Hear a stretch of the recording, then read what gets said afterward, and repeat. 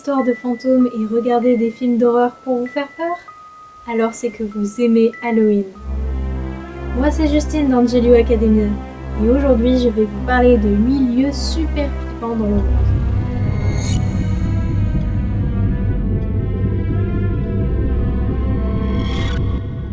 En 1971, Madame Pereira découvre sur le sol de sa cuisine la représentation d'un visage humain.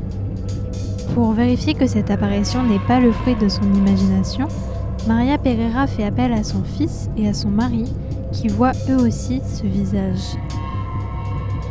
Paniquée, la famille quitte alors les lieux et se réfugie chez des voisins. Lors du retour de la famille dans la maison, et après des essais infructueux pour effacer le visage à l'aide de détergent, ils prennent la décision de démolir la dalle de ciment sur laquelle il est apparu et d'en couler une autre. Les témoignages rapportent qu'aucun phénomène ne se serait ensuite produit durant un certain laps de temps, jusqu'à ce que le visage réapparaisse au même endroit sur la nouvelle dalle de béton récemment coulée. Ne sachant comment se débarrasser de la chose qui commence à faire parler d'elle, la famille contacte la mairie. Celle-ci récupère le bloc de ciment et lance des investigations pour démanteler une éventuelle supercherie ou comprendre l'origine du phénomène. Après avoir fait enlever à nouveau la dalle, sortir les habitants et fermer la maison, les autorités constatent non seulement que le visage est toujours là, mais que, pendant ce temps, d'autres visages sont apparus sur les murs et sur le sol.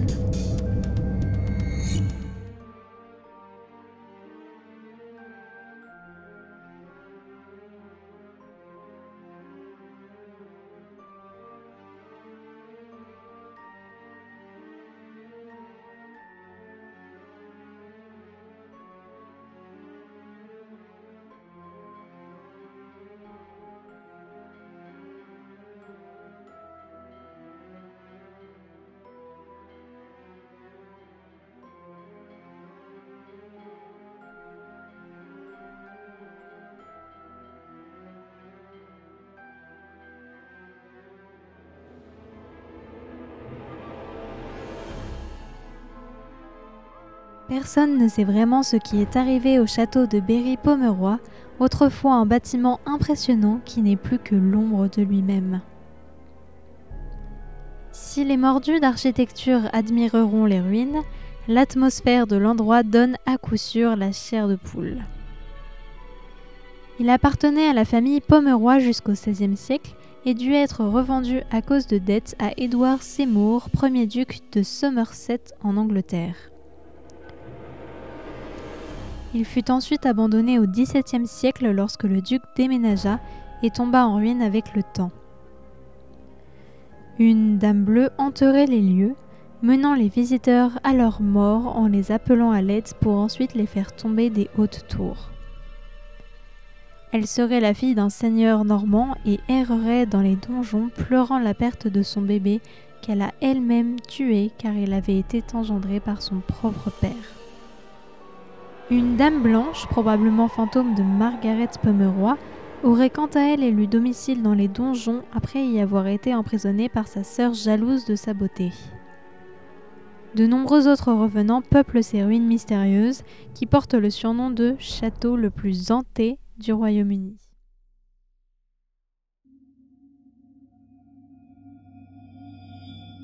L'étrange bâtiment de l'hôtel Northern Crown à Saint-Pétersbourg est hanté par l'esprit de la nostalgie, comme l'immense hôtel Grand Budapest dans le film de Wes Anderson, sauf qu'il n'a jamais connu l'époque glorieuse où toutes les chambres étaient occupées. La construction commença en 1988 et le bâtiment devait devenir un immense hôtel 5 étoiles avec 247 chambres et 50 000 m² de café de luxe, salle de réception, etc. La construction fut brusquement interrompue en 1995 alors que le bâtiment était à 90% de sa construction pour ne jamais reprendre. L'effondrement de l'URSS et la situation économique difficile ont conduit au blocage de la construction. Se sont succédé une série de ventes et d'achats, mais les travaux ont toujours été stoppés pour on ne sait quelle raison. Le conseil municipal a finalement décidé que cet hôtel était tout à fait inapproprié ici et tous les travaux ont cessé définitivement. Suite à cela est née une série de rumeurs. Certains pensent que cet endroit est maudit, ce qui explique que toutes les tentatives d'achèvement de l'hôtel aient échoué. Les fans de l'univers mystique croient que la malchance du Northern Crown est due à la mort du métropolite de Saint-Pétersbourg, Jean, qui décéda dans l'hôtel lors de la réception en l'honneur du 5e anniversaire de la Banque Saint-Pétersbourg. Aujourd'hui, seuls des touristes de l'extrême se risquent à visiter les lieux et la nature commence à reprendre ses droits avec la végétation qui commence à pousser sur les murs.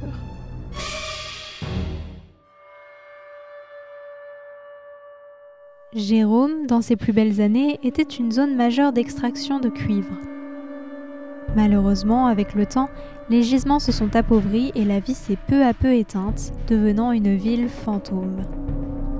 Avec l'argent facile, la violence du 19e siècle et les accidents dans les mines, le terrain était propice pour de nombreuses activités paranormales.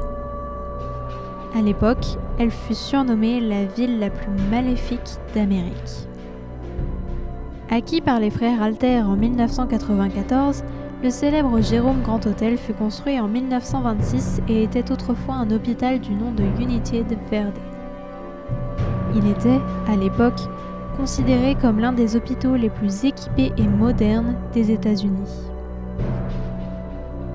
Situé en Arizona et dominant la ville de Jérôme du haut de sa colline, cet hôtel pittoresque a été le théâtre de nombreux drames. En plus d'avoir été la dernière demeure de plus de 9000 patients à l'époque où celui-ci était encore un hôpital, il semble que certains événements atroces s'y soient passés, notamment des suicides. L'étonnante réputation du Jérôme Grand Hôtel n'est bien évidemment pas due au hasard.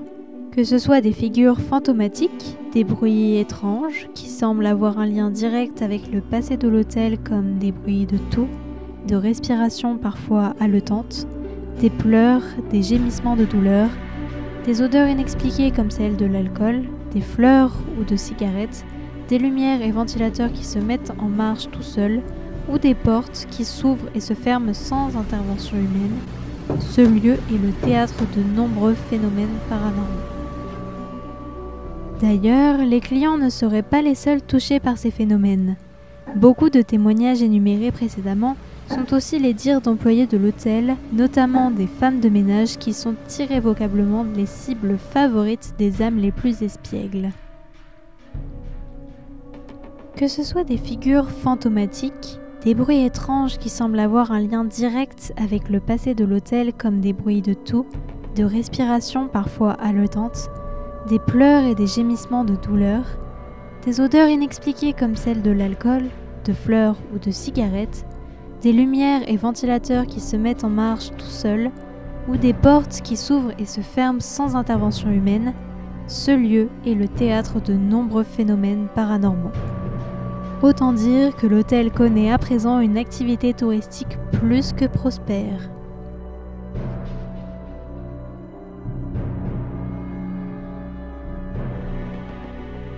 Dans le lagon de Venise se cache l'effrayante île de Poveglia.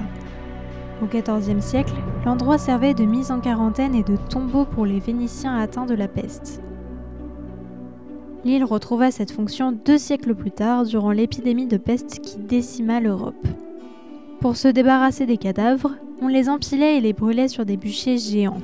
Au XIXe siècle, on raconte que le bâtiment présent sur l'île fut converti en asile psychiatrique où les patients étaient maltraités et soumis à de brutales procédures expérimentales. L'île fut ensuite utilisée comme une maison de retraite avant d'être abandonnée pour de bon en 1975. De nos jours, les esprits qui la hantent sont nombreux.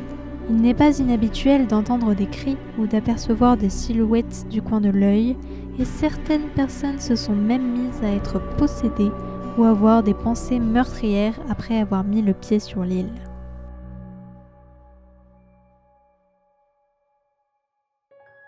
Le bâtiment Joelma de Sao Paulo au Brésil serait hanté par les victimes d'un incendie qui a débuté le 1er février 1974 après la surchauffe d'une unité de climatisation située au 12e étage.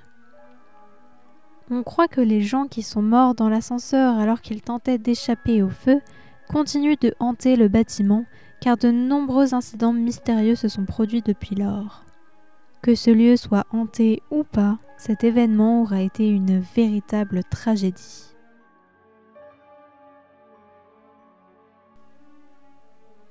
Cette école vide a été construite en 1913 dans le but d'aider les enfants handicapés mentaux. Mais pendant le Troisième Reich, l'euthanasie était assez courante chez les personnes handicapées car Hitler voulait atteindre une race pure dite aryenne.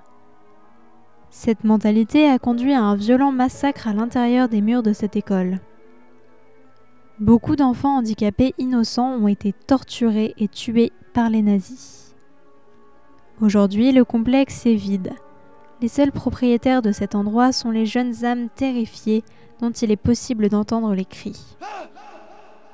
Cette école est aujourd'hui visitable pour les plus téméraires, mais vous devez porter des chaussures appropriées puisque le sol est couvert de verres cassés et d'ongles.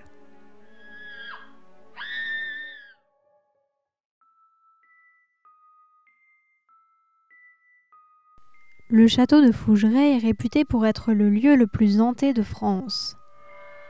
D'avril à novembre, les propriétaires proposent de louer ce château à la nuit afin de s'immerger complètement dans l'expérience paranormale.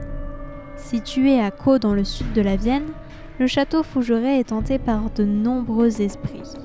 À leur arrivée sur les lieux en 2009, les propriétaires affirment avoir trouvé le lieu rempli de corbeaux morts et d'avoir immédiatement senti une présence pesante. Les différents membres de la famille auraient régulièrement aperçu des silhouettes d'hommes et de femmes ou senti une main les toucher alors qu'ils étaient seuls et d'autres phénomènes dans ce genre. En creusant, l'une des propriétaires, Véronique, a appris qu'un grand nombre d'événements lugubres avaient eu lieu au château. L'une des victimes serait décédée prématurément des suites d'une maladie et apprécierait d'après Véronique qu'on lui laisse des fleurs et des poèmes au pied de son lit. Un huissier aurait également été tué au XVIIIe siècle d'un coup de hache dans le sternum et une nounou serait morte dans l'une des chambres mais ne serait pas au courant de son décès et attendrait ici que son mari revienne. Il semblerait en fait que des drames aient eu lieu dans chaque pièce. Des visiteurs sont parfois partis en pleine nuit, ne pouvant finir leur séjour et revenant avec des éraflures. Et vous aimeriez vous aventurer dans ces lieux lugubres et remplis d'histoires paranormales ?